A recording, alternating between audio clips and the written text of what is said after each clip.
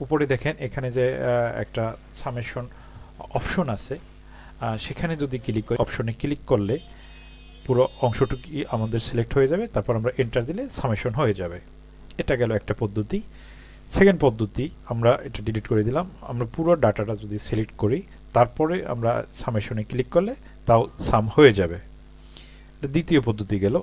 এরপরে আমরা যদি চাই এখানে যেখানে সাম আমরা করতে চাই সেখানে ইকুয়াল চেপে যে ভ্যালুগুলো আমার দরকার, তখন আমি যে ভ্যালুটা সাম করা দরকার সেটা সিলেক্ট করব, প্লাস চিহ্ন দেব, পরেরটা সিলেক্ট করব, প্লাস চিহ্ন দেব, পরেরটা সিলেক্ট করব, প্লাস চিহ্ন দেব, পরেরটা সিলেক্ট করে যতগুলো আমার দরকার, যেটা যেটা দরকার সেটা সিলেক্ট করে আমি প্লাস চিহ্ন দিয়ে এন্টার দিলে আমার সেটা সাম হয়ে যাবে। এটাকেও একটা পদ্ধতি।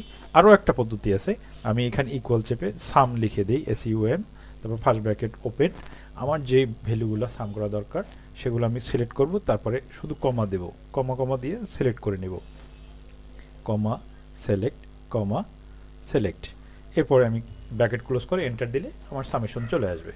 আমরা তাহলে কয়েকটাভাবেই খুব ইজিলি সাম করার অপশন দেখলাম। Thank you.